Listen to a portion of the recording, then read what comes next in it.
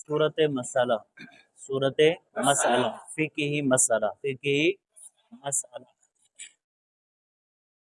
फिकही मसला कह दें या सूरत मसला कह दें। वुजू के फराइज कितने पे? चार फुकहा का इसमें नंबर एक इमाम शाफी अलैहि रहमा, नंबर दो इमाम आजम अलैहि रहमा, नंबर तीन इमाम मालिक अलैहि रहमा, और नंबर चार असहाबे जवाहिर, असहाबे जवाहिर। समझ आ रही? ये भी फोका है, ये भी फोका है, असहाबे जवाहिर। हम शाफी रहमतुल्लाह अलैह का मौकफ इंद शवाफे, इंद शवाफे। शाफियों के नजदीक वुजू के फराइज 6। कौन कौन से? चार वो जो कि कुरान पाक में है, फगसिलु वुजूहकुम वाइदियाकुम इलल मराफिक वमसहू बिरुसिकुम वारजुलकुम इलल काबैन। और नियत और तरतीब, ये तो चार क्लियर है ना कि कुरान पाक में इनका तज़किरा है। समझ आ रही? इसके साथ साथ इमाम शाफी फरमाते हैं कि वुजू के लिए नियत भी शर्त है, वुजू के लिए नियत भी। पांचवा फर्ज वुजू का कौन सा है? नियत। दलील, आप दो दलीलें देते हैं इस पे। पहली दलील ये है कि नबी पाक सल्लल्लाहु अलैहि वसल्लम ने इरशाद फरमाया, दलील नंबर एक, हुजूर ने फरमाया कि इन्नमल आमालु, इन्नमल, बोलो, बिन नियत, इन्नमल आमालु, आमाल का दारो मदार किस पर है? नियत। अमाल का दारो मदार। आप फरमाते हैं कि वुजू ये भी तो एक अमल है, वुजू ये भी तो एक, जब ये भी एक अमल है तो इसका दारो मदार भी किस पर होगा? नियत पर। पता चला कि वुजू के लिए नियत भी शर्त। नंबर दो, किस बात पर? नियत पर। किस पर? नियत पर। हदीस पाक है, नबी पाक सल्लल्लाहु अलैहि वसल्लम ने इरशाद फरमाया, ला वुज़ूअ लिमन लम यनवी, नहीं है वुजू उस शख्स का कि जो नियत ना करे। अब इमाम शाफी फरमाते हैं कि पता चला कि वुजू के लिए नियत भी शर्त है, वुजू के लिए नियत भी शर्त है। पहली दलील इन्नमल अमालु बिन्नियात, इससे पता चला वुजू के लिए नियत शर्त है। दूसरी दलील ला वुज़ूअ, बात समझ आ रही कि नहीं? ला वुज़ूअ लिमन लम यनवी, नहीं है वुजू उस शख्स का जो नियत ना करे। पता चला कि वुजू के लिए नियत शर्त। छठा फर्ज है उनके नजदीक क्या? बोलो, तरतीब। छठे नंबर पे क्या है? तरतीब। तरतीब की दलील नबी पाक सल्लल्लाहु अलैहि वसल्लम ने इरशाद फरमाया, ला यक़बलुल्लाहु सलात अम्रिन हत्ता यदा तुहुरा मवादियहु फयग़सिलु वजहहु सुम्मा यदैहि। हुजूर ने फरमाया, अल्लाह नहीं कबूल फरमाता उस शख्स की नमाज को यहाँ तक कि वो पाकीज़गी को रखे उसकी जगह, पाकीज़गी को रखे उसकी, बस वो धोए अपने चेहरे को, फिर अपने हाथों, अपने धोए अपने, फिर दो अपने। इमाम शाफी रहमतुल्लाह अलैह फरमाते हैं, यहाँ पर जो सुम्मा है ये तरतीब के लिए, ये सुम्मा है किसके लिए? तरतीब के लिए। फरमाते हैं कि तरतीब भी शर्त है, तरतीब भी फर्ज है। तो तरतीब पर दलील ये दी कि यहाँ पर पहले वो धोए अपने चेहरे को, फिर अपने, बोलो। अब यहाँ सुम्मा से पता चला कि यहाँ वुजू के अंदर तरतीब भी शर्त है, वुजू के अंदर तरतीब भी। चला कि वुजू के फराइज कितने हैं? 6। चार वो जो, और नियत भी, उसके ऊपर दो दलीलें हमने पढ़ी हैं। और आगे छठे फर्ज कौन सा है? तरतीब। यहाँ कैसे पता चला तरतीब? यहाँ सुम्मा किसके लिए है? तरतीब के लिए। सुम्मा किसके लिए? पहले अपना चेहरा दो, फिर अपने। पता चला कि वुजू के अंदर तरतीब भी शर्त है, वुजू के अंदर तरतीब भी। मालिक रहमतुल्लाह अलैह आप फरमाते हैं वुजू के फराइज 5। चार वो जो कुरान पाक में है, फगसिलु वुजूहकुम वाइदियकुम इलल मराफिक वमसहू बिरुसिकुम वारजुलकुम इलल काबैन। नंबर पर मुआलात, पै दर पै। आप फरमाते हैं कि मुआलात भी वुजू में शर्त है। दलील इमाम मालिक रहमतुल्लाह अलैह की दलील, आप फरमाते हैं कि मुआलात पर हुजूर ने हमेशगी इख्तियार फरमाई। जिस पर हुजूर ने हमेशगी इख्तियार फरमाई वो वाजिब है, जिस पर हुजूर ने हमेशगी इख्तियार फरमाई वो क्या है? पता चला कि वुजू के अंदर। आगे हैं असहाबे ज़वाहिर। असहाबे ज़वाहिर के नज़दीक वुजू के फ़राइज़ 5। चार वो जो कुरान पाक में है, 5वें नंबर पर है।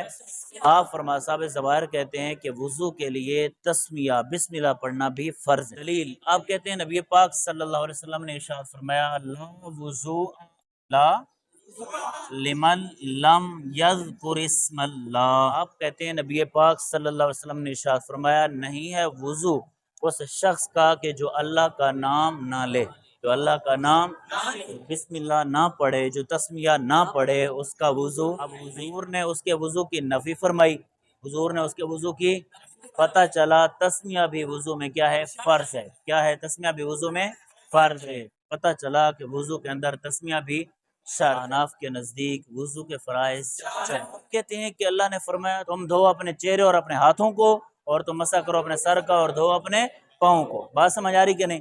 اب یہاں پر امام اعظم فرماتے ہیں کہ دو لفظ استعمال ہے، فغسلوا اور وامسحوا، دونوں مطلق بھی ہیں، دونوں خاص معنی کے لیے وضع کیے گئے ہیں۔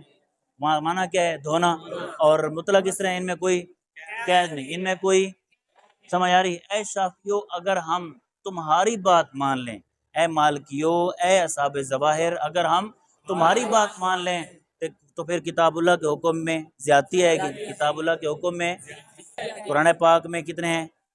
4 ہیں، قرآن پاک میں 4 ہیں، اور حدیث میں 4 سے زائد ہیں۔ بات سمجھ آ رہی؟ تو پھر کتاب اللہ کے حکم میں کیا آئے گا؟ تو ہم نے قاعدہ پڑھا تطبیق دینا ممکن ہو تو تطبیق دیں گے، ورنہ کیا کریں گے؟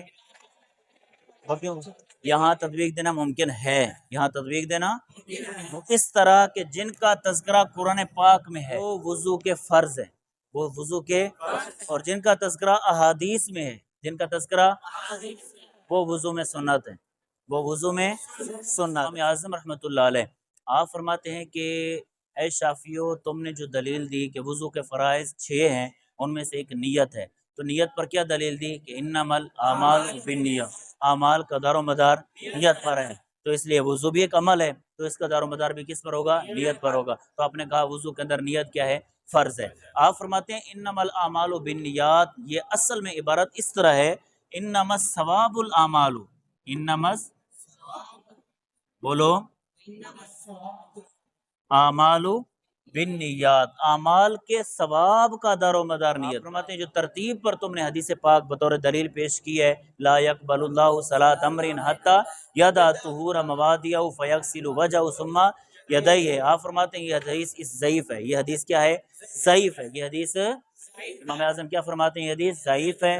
تو ضعیف حدیث سے استدلال کرنا درست نہیں ہے، ضعیف حدیث سے استدلال کرنا درست۔